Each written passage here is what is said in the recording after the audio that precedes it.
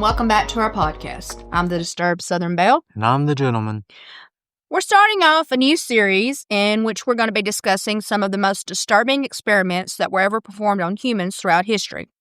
Now, of course, many of these experiments are just absolutely disgusting, and they just show us how low human beings are willing to go for supposed science. Now, the first one we're going to talk about was really a very sad one in a lot of ways, mainly because it involves a very young child, and there's nothing like harmful physically done to the child, but the mental is bad. And it's called the Little Albert experiment. So this unethical study took place as a way for mid-20th century psychologists to interpret evidence of classical conditioning in humans. So classical conditioning basically refers to the process of an automatic or conditioned response that is paired with a specific stimuli. So it'd be like training a tiger to jump through a hoop, for example. So every time they see the hoop, they would know to jump through it. It'd be something similar where you teach a child to be afraid of something or to do whatever.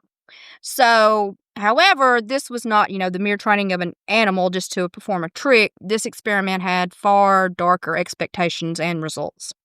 So the study was conducted by a man named John B. Watson and his graduate student, Rosalie Rayner, and it was done at Johns Hopkins University. And the results were first published in February of 1920 in an issue of the Journal of Experimental Psychology. So basically what it is Watson hypothesized after he observed some children out in the field, just around about town or whatever, that the fearful response children showed to loud noises was an innate, unconditioned response. So he then wanted to test this hypothesis. He wanted to basically essentially condition a child to fear a specific stimulus that would normally not be feared by most children. So he chose to use furry objects. So he even stated in his research article that the fear that he would generate in the child would not be strong or long-lasting. So he basically said, this is just going to be something temporary. We're just going to scare this kid. He's going to be fine. But anyway, so the overall aim of the experiment was to condition a phobia in an otherwise emotionally stable child. So right there, that's just disgusting. Yes. I mean, you're basically making a child fear something that they wouldn't fear for no reason other than to see if you could do it, basically. Okay, so they chose a 9-month-old baby for the experiment, and the child was referred to as Albert.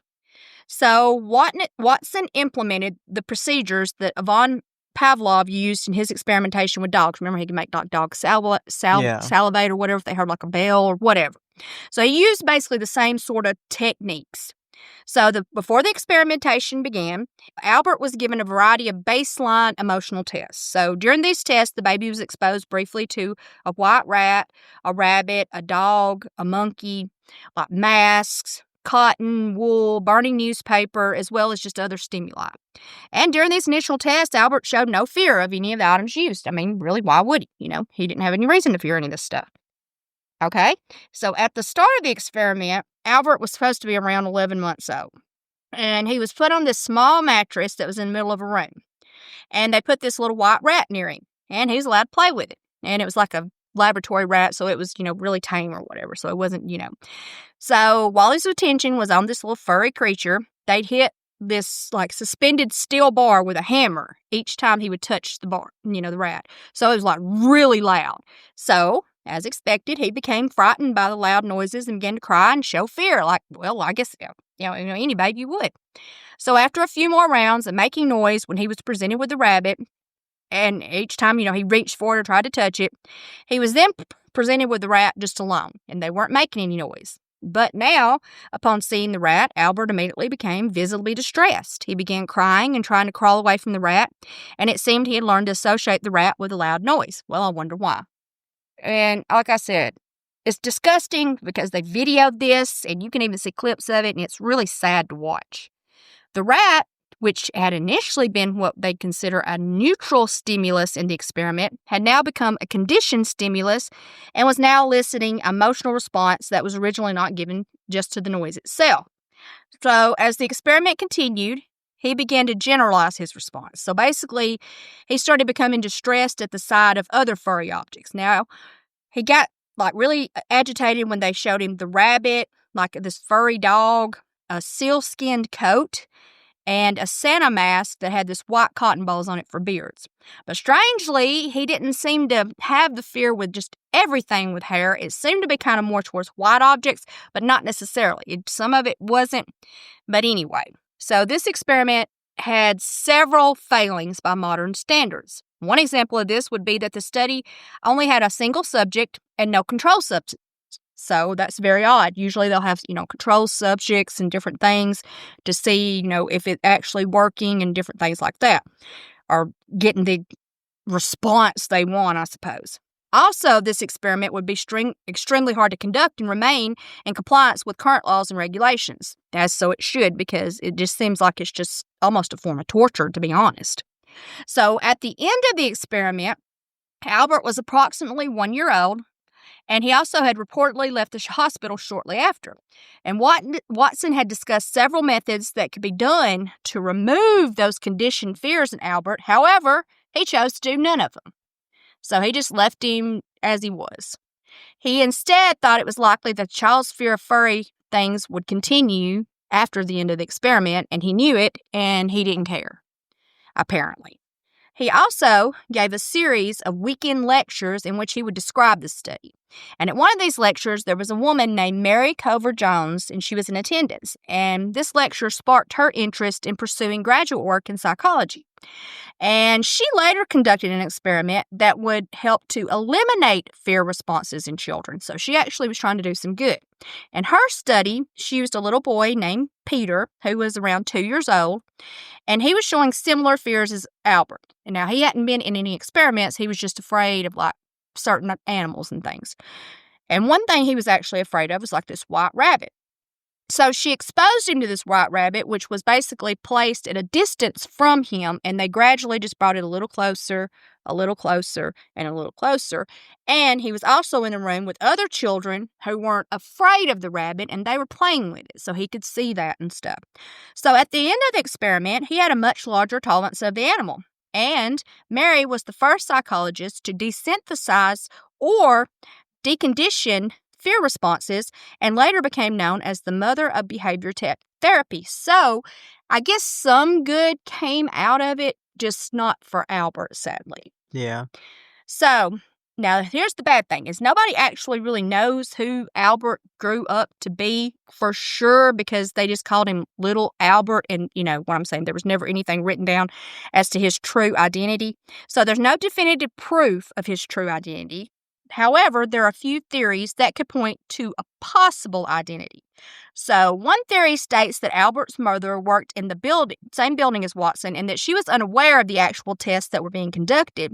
And when she discovered what was being done to her child, she took him and moved away, letting no one know where she had gone. Now, I don't know where that's true. That's just something people thought. So a later theory from 2009 states that the mother was actually a wet nurse at the hospital who may have felt that she was unable to say no to the experiment, basically thinking she might lose her job. And this was a time where it was, women couldn't just get jobs easily.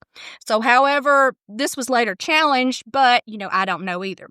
So in 2009, after reviewing Watson's correspondence and publication, as well as research that had been published in public documents and things like that, like the 1920 census of state birth and death records, it was argued that Albert was a little boy that was named Douglas Moret.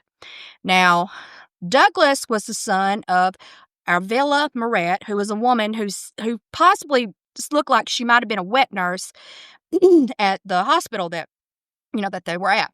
Now, Douglas had hydrocephalus, which, is that where they have fluid on the brain and things. And sadly, he did pass away at the age of 6 due to his condition. He had some complications and things like that. He also had severe trouble seeing at the time of the experiment, which contradicts claim that the child was average and healthy. So when they started the experiment, they said that they were using just an average healthy baby, didn't have any real health issues or anything. So if that's true, then of course that's very wrong. Now, researchers who looked into the case years later stated that if Douglas was actually Albert, that it could explain some actions that were seen during the conditioning process, such as his use of hand scooping instead of grasping gestures that are more typical at the age he would have been at the time of the experiment. And this also could show his poor eye scanning abilities and his lack of facial expressions, which is even sadder. Yeah, it is. I don't know. This child's already having enough, and I don't know why you'd do more. Now, I'm hoping, maybe this wasn't the case, but anyway. Now, other research argues that Douglas may not have been Albert, but it may have actually been a man named Albert Barger, who was later known as William Albert Martin. Now, Barger was born within a day of Douglas, and his mother also worked at the hospital where the experiment was conducted. Also, his body weight and developmental condition more closely matched the documentation of the experiment of the test subject's baby's supposed condition. So, Albert was also reported as being 12 months and 21 days on the last day of the experiment, which was the exact age of Barger when he left the hospital. So, that's pretty definite evidence. That's a pretty good coincidence. Also, researchers were allowed to independently verify Douglas's clinical file. And while doing so, they found out that he wasn't having eye issues. He was actually completely blind at the time of the experiment, which would be at odds with the film that were taken of the experiment, because this baby did appear like he could see, not like he was just listening and, things like that. Through the use of a genealogist, it was learned that Barger had passed away in 2007 at the age of 87. Now, one close relative, was a niece of his, was also identified, and his niece was interviewed, and she stated that she and her uncle had been quite close throughout her life, and she acknowledged that he had an aversion to dogs, which was a well-known fact among all their family. However, his aversions didn't stop at dogs. He also said to have a strong aversion to most animals in general. Now, this aversion was so strong that he would ask family members to keep their dogs or cats in separate rooms when he came to visit. So if that's true and that's what caused it, that is super sad.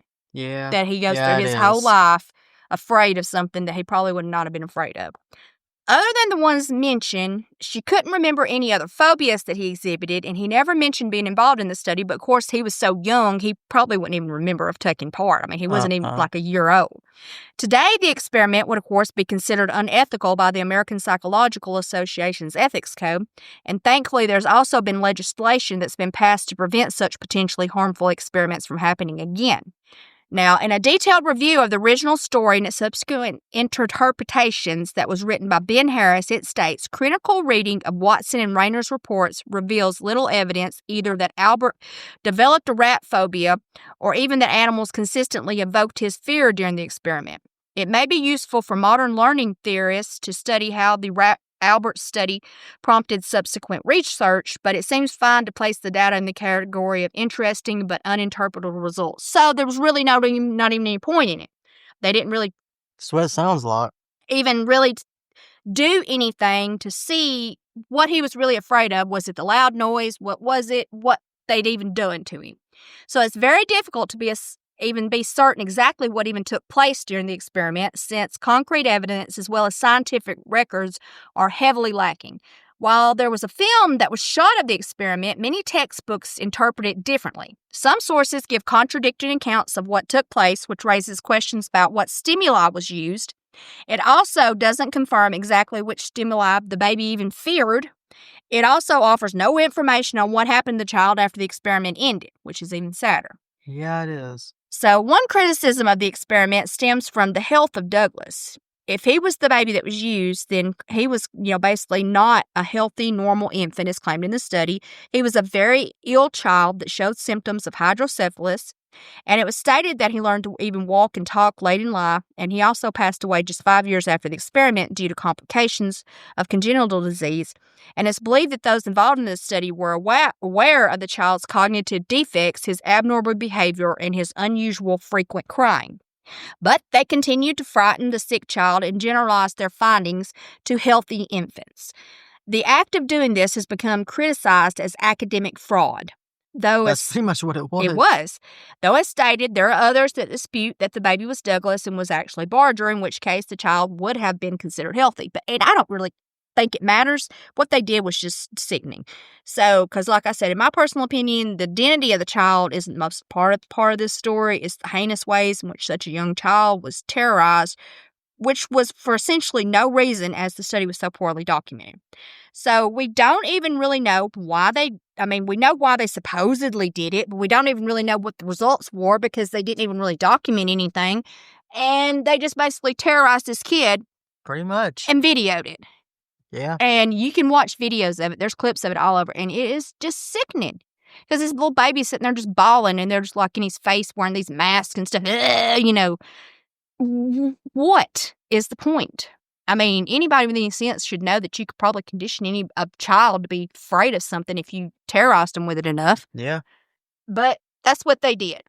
And that's the first segment, and it's a good one, I know. It's a sad one to start off with, but we do hope you enjoyed the first segment. We are going to continue on with some more, and unfortunately, they're probably not going to be much more happier. But Probably anyway, don't forget to like, follow, and subscribe, and don't forget to stay disturbed.